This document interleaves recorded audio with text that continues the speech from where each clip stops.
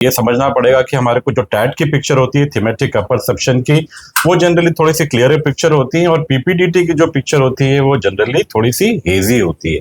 तो फ्रेशर्स का जब भी ग्रुप डिस्कशन शुरू होता है, मतलब नरेशन के बाद में, तो आप लोग देखेंगे कि उस टाइम पे थोड़ी सी जो फिश मार्केट बनता है वो कम होता है। हाँ, रिपीटर्स का पार्ट के अंदर में ऑब्वियसली बहुत ज्यादा आपको फिश मार्केट बनता हुआ नजर आता है। सब लोगों की पॉइंट बिल्कुल ध्यान से सुनते रहिए, और जहां भी माइक्रो सेकंड का आपको लगता है कि ये आप खत्म करने वाला अपनी बात है, that is the time you need to interject in between and give your point of view. Captain Satish Yadav sir का समझाने का तरीका इतना सॉलिड है। अगर आपने भी एसएसबी की तैयारी बहुत अच्छे से कर ली है और थोड़े दिनों में आपको एसएसबी जाना है, तो आप एसएसबी इंटरव्यू के लिए एक मॉक एसएसबी कैंप ज्वाइन कर लीजिए, जिसमें सतीश यादव सर ही आपका इंटरव्यू लेने वाले हैं। रोहन ने भी इसी तरह से इंटरव्यू दिया था और ये बंदा एनडीए के लिए रिकमेंड हुआ। तो ये कैंप हमारा जो है 25 नवंबर से स्टार्ट हो रहा है। 5 डेज का एक कैंप रहेगा और इसकी फीस मात्र 4000 रुपीज़ है, जिसमें तीनों असेसर्स मिलकर के आपका असेसमेंट करेंगे। साइकोलॉजिस्ट, जीटी और आईओ तीनों आपको सारा असेसमेंट करने के बाद फीडबैक देंगे और बताएंगे कि आप कहाँ गलतियां कर रहे हो। उन गलतियों को सुधारने के बाद में आपका रिकमेंडेशन सुनिश्चित होगा। तो आइए चलते हैं, वीडियो में मिलते हैं। जय हिंद दोस्तों, नमस्कार।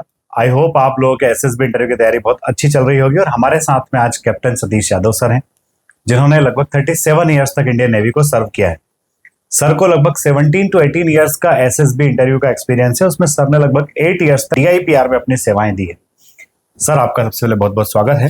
थैंक यू वेरी मच, धन्यवाद। सर से हम लोग एसएसबी इंटरव्यू के डे 1, पर्सनल इंटरव्यू और कॉन्फ्रेंस, तीनों एस्पेक्ट्स को पूरी तरह से बातचीत करेंगे, समझेंगे, जानेंगे, और आपके उन सारे सवालों के जवाब आज के इस पॉडकास्ट में मिल पाएंगे जो कहीं ना कहीं आपके दिमाग में घूमते हैं और आपको परेशान करते हैं। सर, हम इंटरव्यू की शुरुआत करते हैं सबसे पहले पीपीडीटी से, पिक्चर परसेप्शन डिस्कशन टेस्ट से। तो यहाँ पर बच्चे जिनका एनडीए क्लियर हो चुका है और जिन्होंने तैयारी जस्ट अभी शुरू ही की है, उन बच्चों को पीपीडीटी की तैयारी किस तरह से शुरू करना चाहिए? पीपीडीटी की तैयारी करने के लिए, जैसे सबको मालूम है कि एक पिक्चर दिखाई जाती है पीपीटी टेस्ट के अंदर में, और ये टैट से थोड़ा सा डिफरेंट होता है।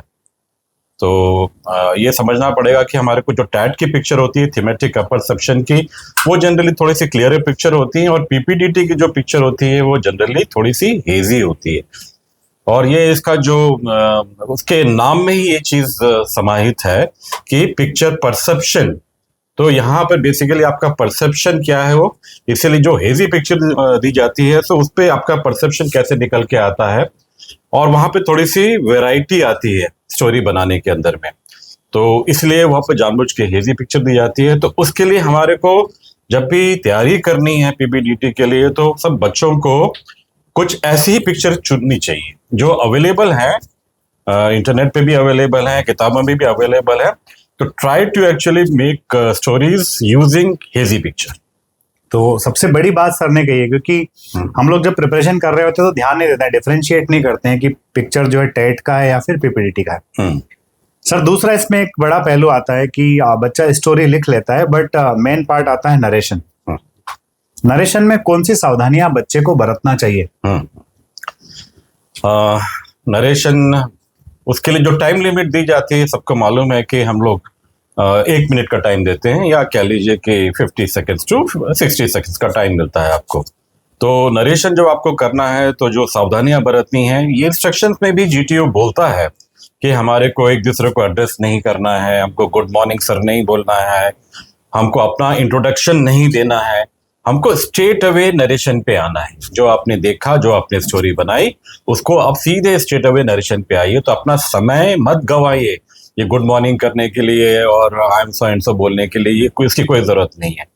ओके, तो स्ट्रेट अवे अपना आप नरेशन दीजिए, और जब नरेशन दे रहे हैं तो थोड़ा सा कॉन्फिडेंस बनाए रखिए अपने चेहरे पे, और जो भी बोले बहुत जल्दी जल्दी ना बोले, इतने आराम से बोले कि आराम से लोगों को सुनाई पड़े, और आपके ग्रुप को सुनाई पड़े, और साथ में असेसर्स तक भी आवाज पहुंचे। तो मंबल मत करिएगा, आप में आवाज में इतनी होनी चाहिए, खनक होनी चाहिए कि जो भी पूरे रूम में बैठे हैं वो आराम से सुन सके। और दूसरी चीज क्या बोलते हैं, आपको कॉन्फिडेंस तो दिखाना ही दिखाना है उसके अंदर में, लेकिन लॉजिक का भी सहारा लेना है। आपकी जो स्टोरी बनी होगी, वो स्टोरी के अंदर में डेफिनेटली जो दिख रहा है वो पहले क्या हुआ, अब क्या हो रहा है और आगे क्या होगा। तो ये तीनों चीज का मिला के आपको स्टोरी बनानी है और वो प्रेजेंट करनी है। तो crisp and clear, short and sweet, आप 50 सेकंड्स 60 सेकंड्स के अंदर में अपनी स्टोरी को प्रेजेंट करिए इन ए कॉन्फिडेंट मैनर। वो आपके लिए बहुत फायदेमंद साबित होगा। वेरी वेल सेड सर, पूरा आपने एकदम बता ही दिया क्लियर कट कि आपको जो है नरेशन के दौरान किन बातों का ध्यान रखना है। सर जैसे ही सारे बच्चों का नरेशन कंप्लीट होता है उसके बाद में बारी आ जाती है ग्रुप डिस्कशन की। तो ग्रुप डिस्कशन में बच्चों को किन चीजों पर फोकस करना है, क्या ऐसा करना है जिससे वहां इम्पैक्ट भी दिखे और बच्चा डोमिनेटिंग भी वहां पर ना दिखे? ग्रुप डिस्कशन जब भी शुरू होता है तो आपने देखा होगा जो फ्रेशर्स होते हैं थोड़ा सा उनका ग्रुप डिस्कशन डिफरेंट होता है, और जो रिपीटर्स होते हैं उनका ग्रुप डिस्कशन थोड़ा डिफरेंट होता है। तो मैं अगर दोनों को सेपरेटली लूं तो थोड़ा सा लोगों को ज्यादा समझ में आएगा। जी। तो मैं पहले फ्रेशर्स का लेता हूं।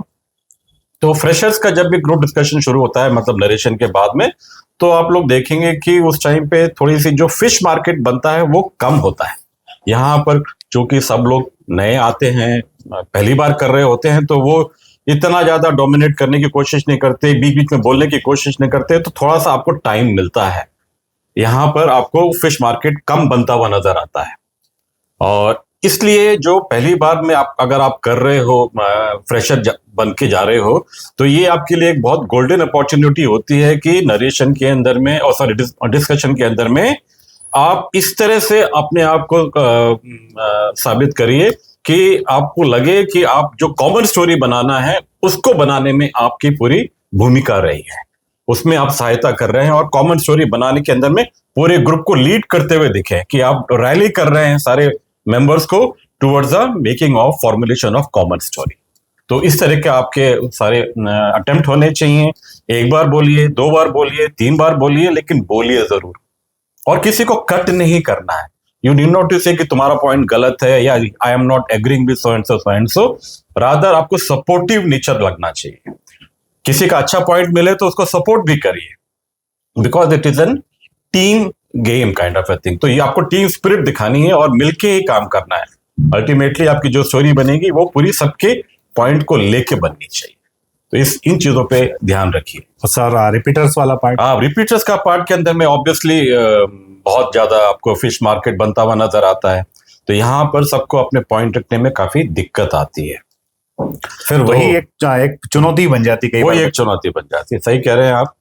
बट फिर भी यहाँ पे अपने को कहीं ना कहीं तो दिखाना पड़ेगा कि yes I have some point, I have something to से।